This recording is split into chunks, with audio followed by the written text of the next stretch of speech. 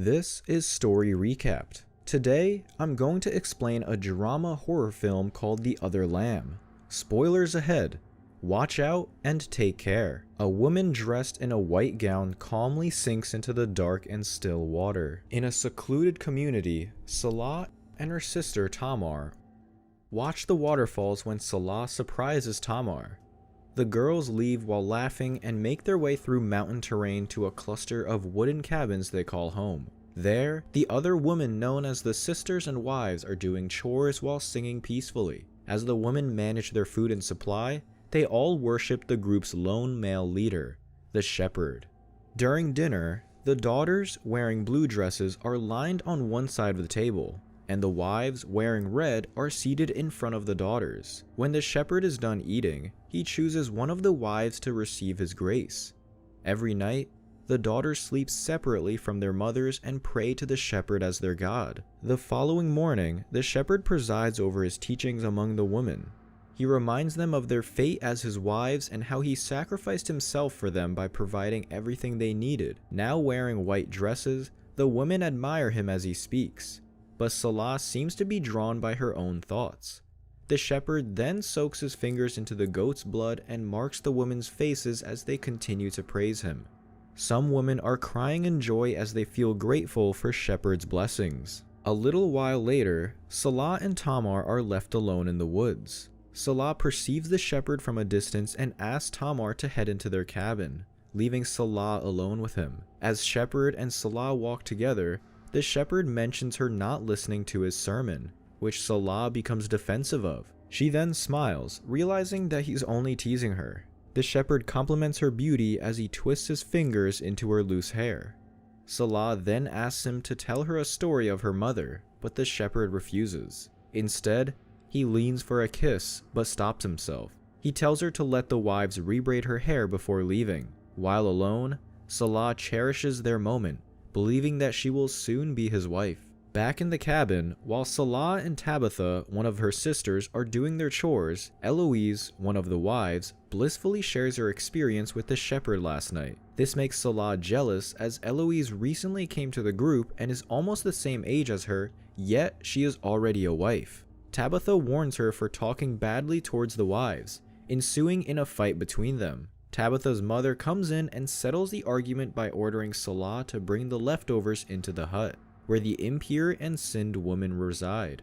Inside the hut lies an unconscious young woman, who fasts as she's impure due to having a period. Another woman, Sarah, walks out of the shadows, revealing her body covered in scars. Sarah is surprised by the handful of leftovers, but Salah reminds her to eat so Sarah can be pure again. Salah believes that the women sent into the hut away from them must repent and be punished, just like her fellow unconscious sister, who's experiencing period cramps.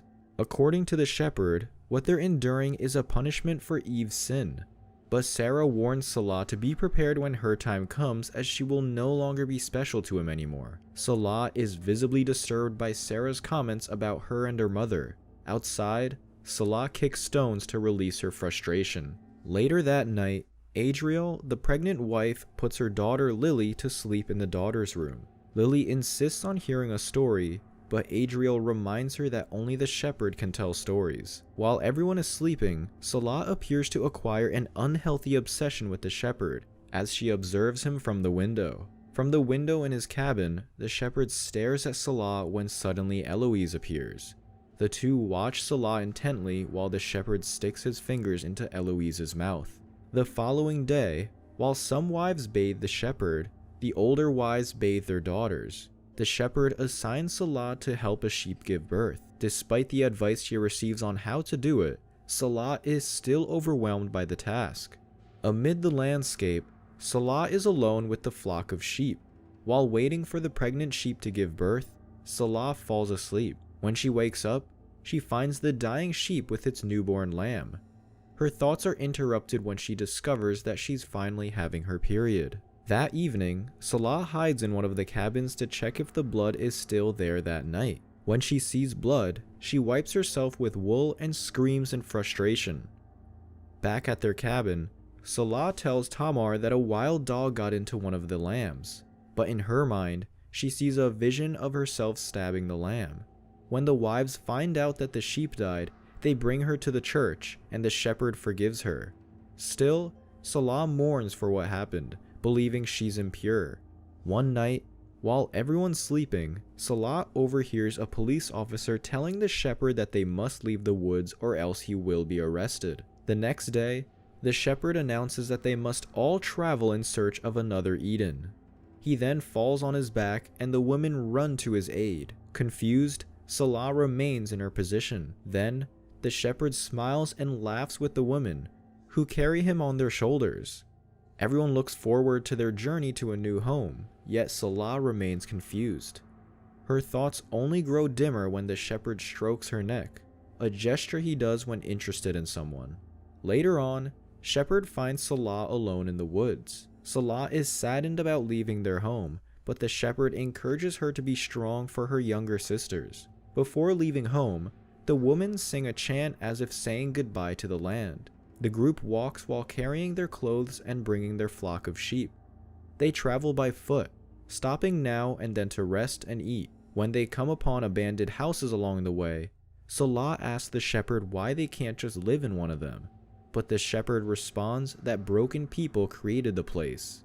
They take another break, and behind the bonfire in front of Salah is a tent where the shepherd advances himself on Eloise once again. That night, Salah walks back to the abandoned house and stares at a landscape painting in it. When she turns her back, she is surprised to see Eloise smirking at her. Yet, her smile disappears when she reveals her bruised neck. The following day, Tabitha screams as Salah can no longer hide the bloodstains. Tabitha calls her impure. With that, Salah walks last in line along with Sarah, whom she discriminated against days before. Meanwhile, the strong wind keeps them on hold, and they rest again in a shady area. The wives look wistful at the shepherd, who holds two daughters in his arms. They reminisce about the time when they had complete access to shepherd's grace. A younger wife quickly responds that he's no longer interested in them because they're old, to which the younger woman receives a firm slap. At the same time, Salah takes the opportunity to question Sarah about her mom. Sarah reveals that her mother didn't die after childbirth, but rather from an infection, but the shepherd refused to seek medical assistance, leading to her death. She and Salah's mother joined the cult together and vied for shepherd's attention, but soon Salah's mother died. During the challenging trek, Salah begins to question shepherd's judgment. When she sees a car driving down the road, she imagines herself inside, dressed as a typical teenager. Salah sees herself riding in it while Sarah and her mom are in the front seat. She perceives strange visions as manifestations of what she thinks. That night, Salah slowly loves being with Sarah as she can share her sentiments towards the shepherd. Salah, too, has reservations about him, but she has been taught to obey. Sarah tells her a moment she had before. She used to sneak out in the middle of the night and stand naked by the waterfall, which made her feel liberated. When Salah wonders why Sarah didn't just leave, she says it's because she doesn't know what's out there anymore and that she has nowhere to go. That night, noticing the closeness between Salah and Sarah, the shepherd uses Sarah's weakness of longing for him and spends the evening with her while everyone sleeps. The following day, Salah is allowed to walk with the rest again. The shepherd apologizes for leaving her with Sarah, who he deems is broken. During this, Adriel experiences contractions due to the strenuous hike. The daughters clutch to each other in fear as they listen to Adriel's screams of agony. The wives guide her during her labor, but still, she dies in childbirth. During the funeral, the shepherd tears Lily from her deceased mother. Sarah blames the shepherd for her death and even addresses him by his given name, Michael. The shepherd coldly presides over the funeral and burns her body while the others sing a farewell song for her. Enraged, Salah has another vision of her furious self in front of the burning corpse of Adriel. The next day, Salah notices Sarah not following them. Sarah informs Salah that she is leaving with the baby. The shepherd had told them that the baby had to be left behind since it has been born incorrectly. The baby is a boy, and the shepherd wanted to leave him since a flock can only have one ram. Sarah reminds Salah to keep being strong and helps her sisters before leaving with the baby. As they walk further, Tamar becomes impatient and questions Shepherd if they are already near their supposed home. The shepherd doesn't answer, but Tamar feels they're heading in the wrong direction, which enrages the shepherd and hits Tamar. After hitting her head multiple times, he drags her and asks Tamar to lead their way instead. The woman can't do anything about it as they're afraid to get hit as well. Salah watches the scene with a furious gaze as the shepherd denounces Tamar. A little while later, the shepherd declares a valley with a beautiful lake to be their new Eden.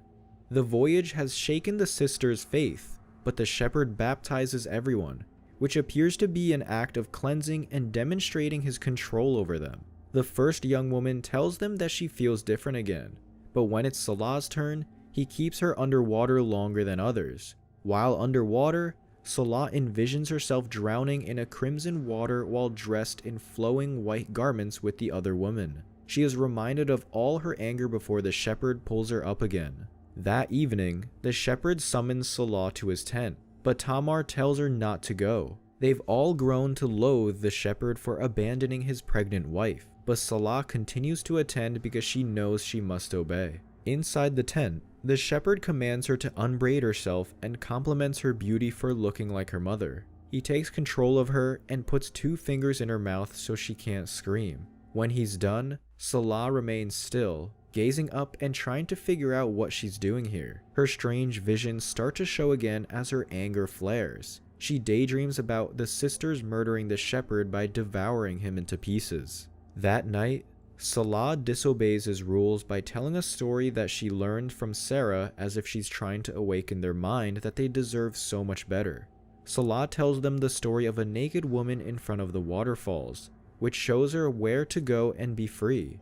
The daughters awaken the following day and discover that the wives have gone missing. They arrive at the lake and find the shepherd kneeling among the wives' robes. The shepherd concocts a fable about how the river carried them away and how they will now live eternally. While the children lament the loss of their mothers, the shepherd tells the daughters that they have to replace the role of the wives. He asks Salah first to marry him and promises her all of his grace. However, the angered Salah refuses his grace and says he is not their shepherd. The shepherd is astounded as he gets rejected by his favorite daughter, so he slaps Salah. As Salah imagines what the shepherd has done to the wives, she hits back harder. Later, the cops arrive at the location where the old wives' remains had washed away. They follow the path and discover paintings of shepherds and evidence that people formerly lived there. Then, they encounter the shepherd, who is hanged to a tree and appears to be dead. He wears ram's horns on his head, implying that he's a demon disguised as a shepherd. On the other hand, the daughters stand in front of a waterfall. Just like in Sarah's story, Salah, who stands before them, is holding a bleeding lamb in her arms. Subscribe to watch more videos like this. Turn on notifications.